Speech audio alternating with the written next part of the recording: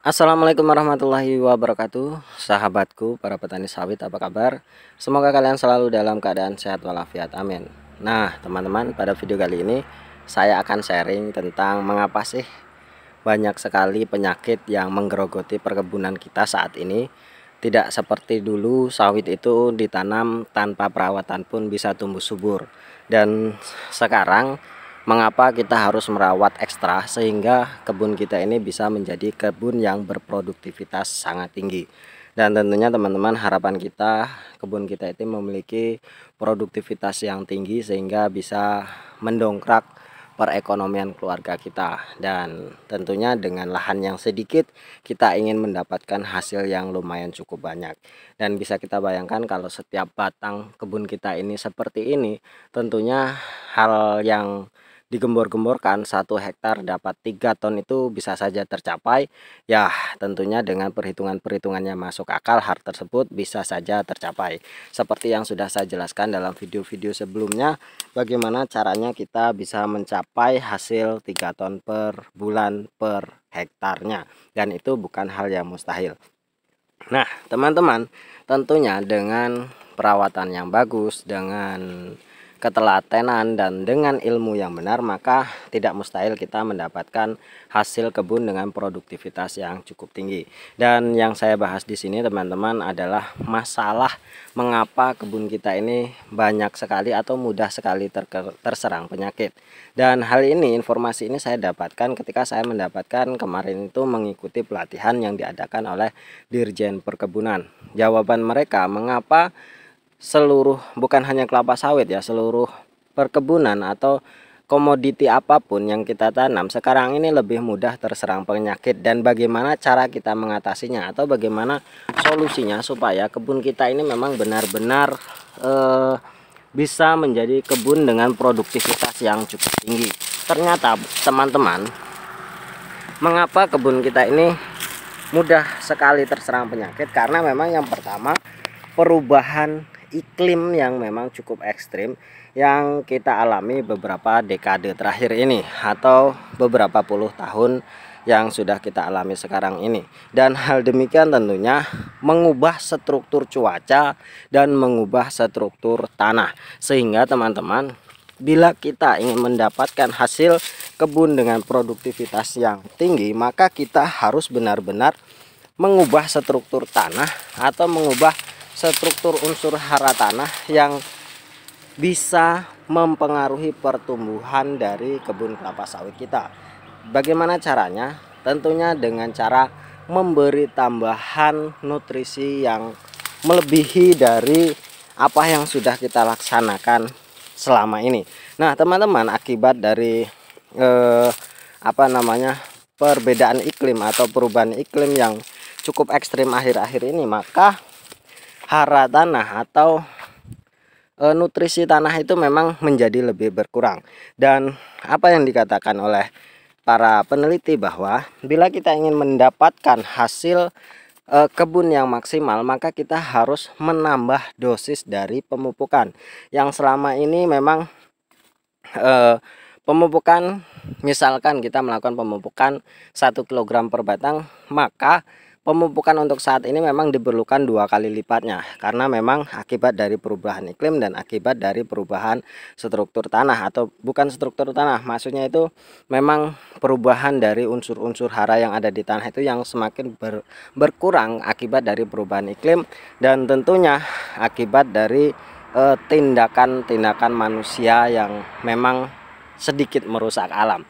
Dan tentunya teman-teman, apa yang dikatakan dari hasil dari penelitian tersebut bahwa sebaiknya kita lebih banyak menggunakan bahan-bahan organik ketimbang bahan-bahan kimia.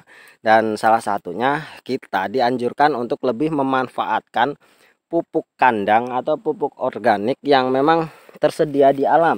Salah satunya ya tadi adalah pupuk kandang. Dan tentunya hal ini bisa kita manfaatkan teman-teman ketika kita memang berada di desa, dan banyak sekali orang-orang yang melakukan hal tersebut dengan cara memanfaatkan pupuk kandang. Dan memang dari hasil penelitian, pupuk kandang ini memang sangat bermanfaat sekali untuk jangka yang cukup panjang, karena memang seperti pohon sawit ini memang memerlukan nutrisi yang cukup panjang, karena bahan kimia ini teman-teman hanya dapat memasok atau memenuhi kebutuhan dari nutrisi itu hanya beberapa bulan saja. Dan tentunya saran dari mereka itu adalah kita lebih memanfaatkan pupuk kandang. Dan hal tersebut tentunya teman-teman bukan sesuatu hal yang harus kita pungkiri atau harus kita harus kita tidak jalankan seperti itu. Hal ini adalah hal yang sangat baik untuk kita laksanakan ketika kita memang melakukan pemupukan dengan menggunakan pupuk kandang secara rutin, atau memang kita menerapkannya, maka hasil dari efek pupuk kandang ini memang sangat baik sekali untuk jangka yang cukup panjang, karena nutrisi dari pupuk kandang ini teman-teman sangat-sangat bisa berjangka cukup panjang, bukan hanya waktu ditebarkan saja, tapi bisa mencapai tahunan. Efek dari penebaran pupuk kandang ini bisa sangat memperbaiki struktur tanah.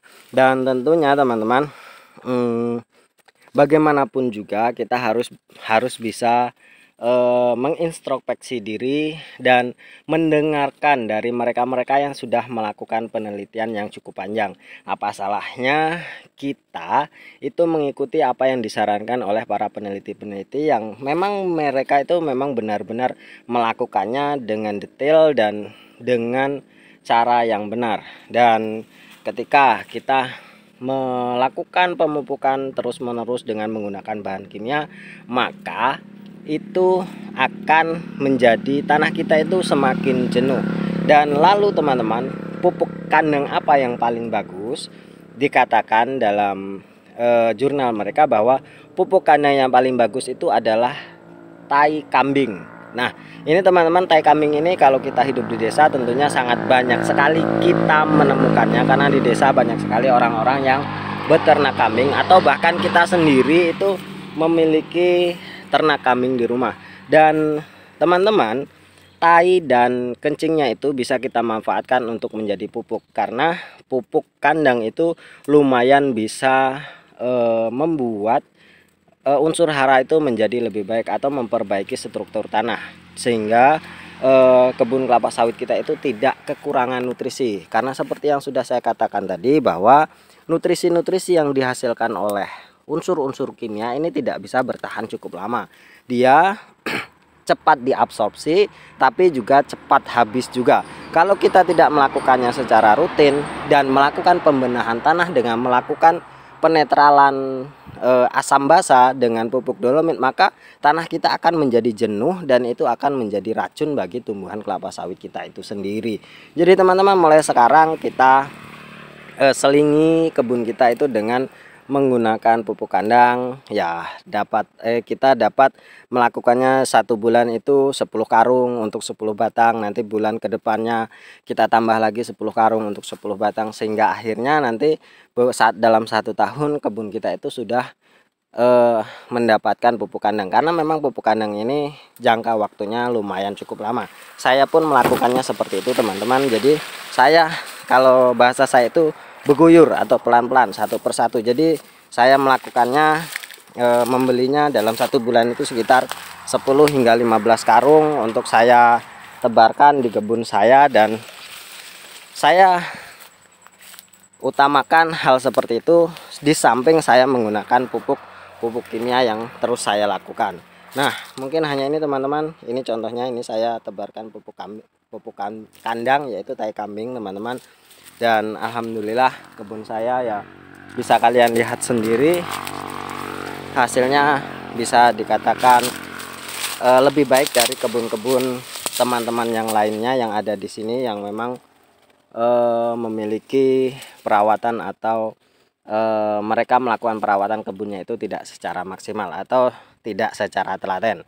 Mungkin hanya ini teman-teman video yang bisa saya sharingkan. Terima kasih atas perhatiannya. Wassalamualaikum warahmatullahi wabarakatuh.